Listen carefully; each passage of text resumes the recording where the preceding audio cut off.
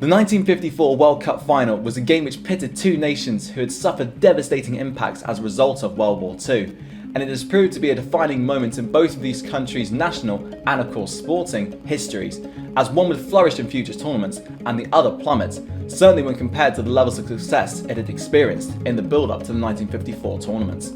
There has even been a film inspired from the events of this game called Das Wunder von Bern, which was released in 2003 and is a decent showing of what Germany was like at this time in terms of its social and economic climate, as well as its fervour for football. The title of that translates to the title of this video, The Miracle of Bern. As someone fascinated by the football of this time and especially this tournament, I thought I would look at both sides' history leading up to this game, both in a footballing and political context, and piece together the various elements which have made this World Cup final so iconic. Hungary had suffered greatly during the war, suffering one of the highest losses of people in proportion to their overall population in the entire world, as around 1 million people were killed out of just under 10 million people living in the country at the time, and 24% of the country's industrial base had been destroyed. However, the long-term future of the country appeared to be a bit more secure, as after the Soviets drove out the Germans in 1945, they took full influence over the country. Stalin, in order to not make the West too suspicious, made sure that free elections were held in the country, and that a gradual exertion of communist rule over the country, as opposed to a sudden one which had taken place in countries such as Poland and Romania, would occur. It is worth noting though that Hungary would never officially form a part of the USSR, as they became a country associated with the Eastern Bloc, but nothing more. The industry, as was the case in many Soviet-influenced countries, was heavily nationalised, but the communist governments would rule with an iron fist. Under the hardline Stalinist Mateusz Rakoczy, over 100,000 people were arrested as political dissenters and 2,000 executed, including Laszlo Rajk, the foreign secretary, who dared to criticise the Stalinist policies which were sweeping the country. However, the economy, thanks in no small part to the war reparation costs needed to be paid to the USSR, Czechoslovakia and Yugoslavia, which totaled around $300 million, began to suffer even more than before. Even in spite of this incredibly difficult political and economic backdrop, there was still money being saved over to fund the sport in the country, and especially football's development, and the seeds were being sown for a golden generation in Hungarian football, as the magical Magyars were slowly coming together. Hungary's influence on football cannot be underestimated. Inspired by the ideologies of Jimmy Hogan, a man exiled by the English who believed his theory of possession-based football to be idiotic, they were developing a passing game unlike any the world had seen before.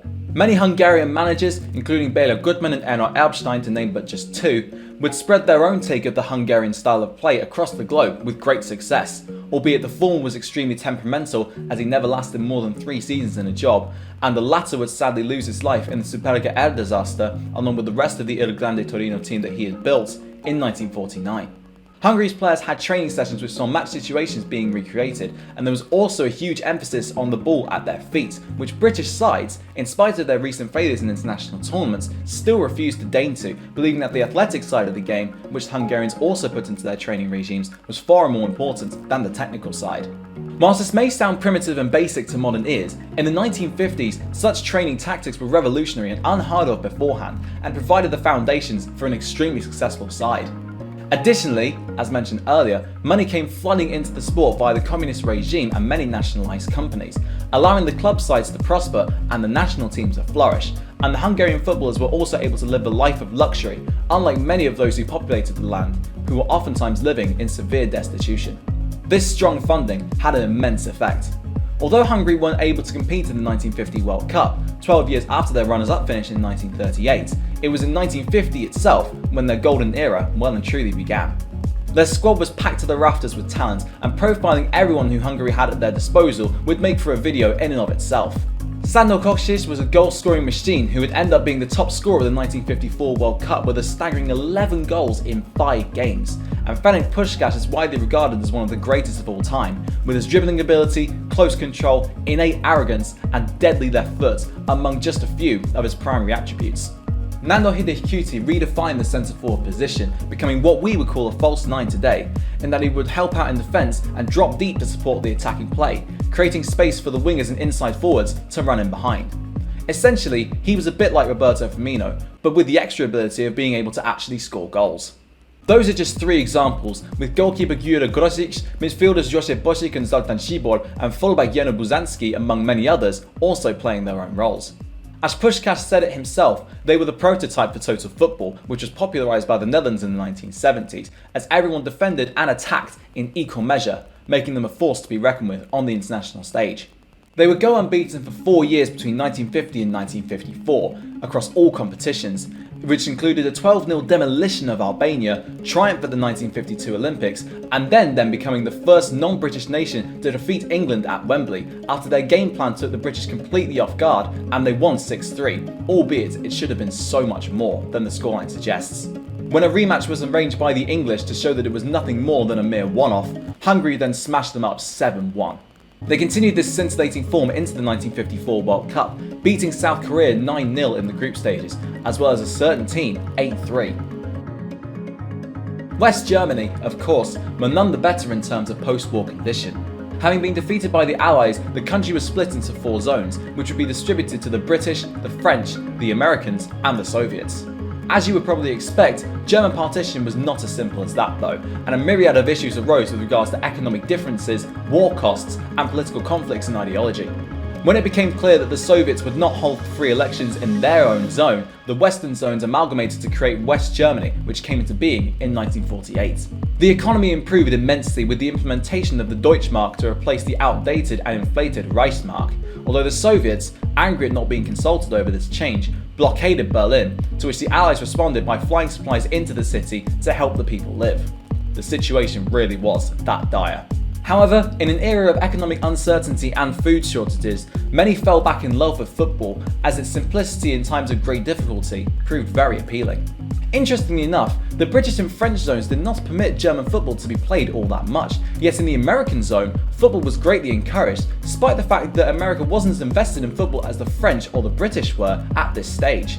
Germany, as a result of its actions during World War II, had been suspended from FIFA completely, meaning that it couldn't play any other national team in a recognised game, and they thus missed out on the 1950 World Cup.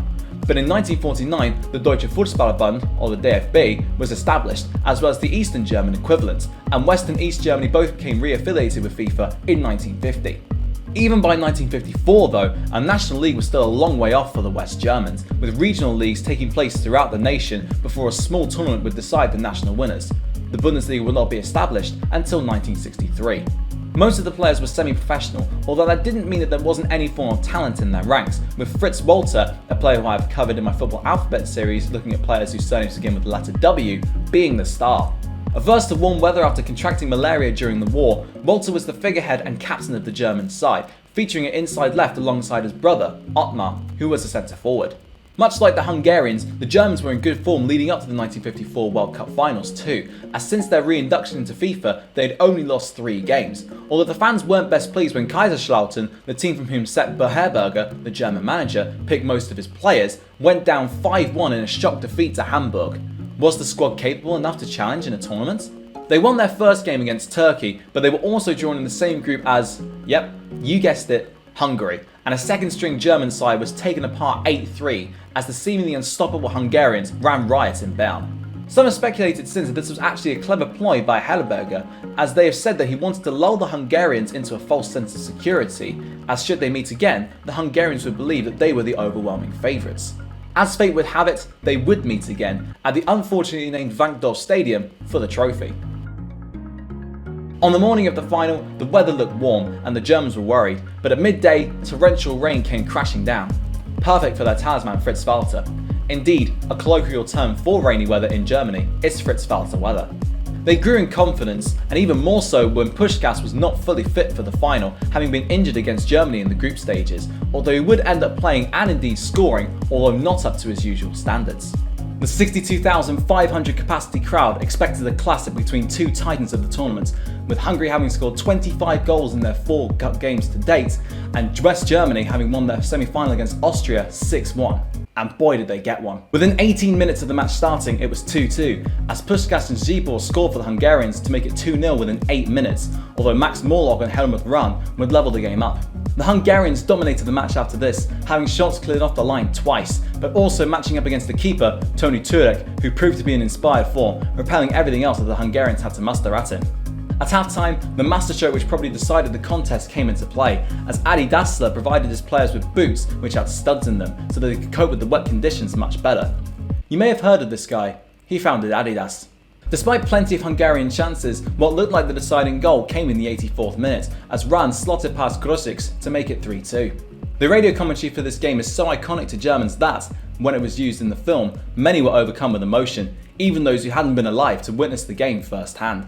Uli Hesse argues that the amount of patriotism felt by the English public whenever they hear the lines, "They think it's all over, it is now," uttered by the late Kenneth Wilson as England scored their 4th goal in the 1966 World Cup final, doesn't even come close to the amount of patriotism felt by the Germans whenever they hear the immortal lines shouted by Herbert Zimmermann on the radio.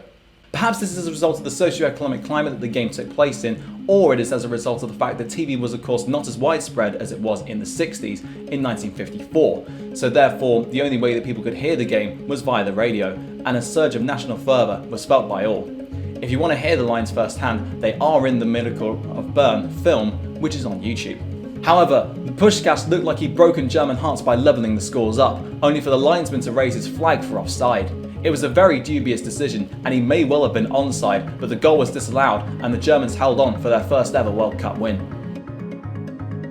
After this game, the contrast between the two teams in terms of international fortunes on the footballing stage has been staggering. Ever since that 1954 final, West Germany, or of course unified Germany, have reached an astounding 7 World Cup finals, winning 3 of them, as well as winning 3 out of the 6 European Championship finals they have featured in. Their league has become one of the finest in Europe, their academy setups in their country are almost without par across the entire world, and Bayern Munich are the latest Champions League winners. Economic prosperity will have also played a huge part too. Hungary, meanwhile, have never reached a major final since. The squad for the 1954 World Cup began to fall apart as the country descended into chaos, with the Hungarian Revolution of 1956 prompting many players to move or stay abroad, including Puskás and Kocsis, who signed for Real Madrid and Barcelona respectively. Many of the squad wouldn't return for at least 30 years. Even post the Magical Magyars, they were still able to boast the likes of Florian Albert, a Ballon d'Or winner, in their ranks, heading into the 1960s, and they reached the quarterfinals of the World Cup in 1962 and 1966, whilst obtaining bronze at the 1964 Olympics. They even hold the joint record for the biggest World Cup win, after they trounced El Salvador 10-1, yes, 10-1, in the 1982 World Cup group stage. Since 1986 though, things have rapidly declined. They've only reached one major tournament since, that being Euro 2016, the first with 24 nations taking part, and funding from the government has almost dried up. Where once they could boast a dream team, their best players are Peter Galacsi, who admittedly is a goalkeeper for Champions League semi-finalists Leipzig, and Balázs Juchák, but otherwise the talent in their squad is almost non-existent. In recent times, they have lost the likes of Andorra and Luxembourg, both minnows of the international game, and their training regimes are mostly focusing on physical and not tactical approaches, a far cry from the more methodical approach employed by the Hungarians during the 1950s. A lack of success at club level on the European stage has hindered their progress too, and it now leads to the Hungarian national team being viewed as the laughingstock of the country, and so the quality of football is dwindling fast, and it doesn't look like it will be on the repair anytime soon. It does beg the question though, what if Hungary had won the 1954 World Cup and not returned home as dejected losers, but instead as the glory and toast of the nation, and West Germany had lost it, not providing that spark which the country so desperately needed to get itself back on track in terms of economic and social standings? Of course, we'll never know, and I'm just hypothesizing at this point, but undoubtedly this match was a pivotal turning point in both sides' fortunes on the international footballing stage, as well as in the wider political context of those two nations. That just about concludes today's video. Thank you very much for watching. I really hope that you've enjoyed this little documentary biopic thing on the 1954 World Cup final, Das Wunder von Bern. If you have any other matches or anything like that you want me to talk about, stick them down in the comments below. And if you enjoyed this video, hit the like button, hit the subscribe button, ring that notification bell so you get notified whenever I upload a video. Thank you very much for watching, and until next time, I'll see you then.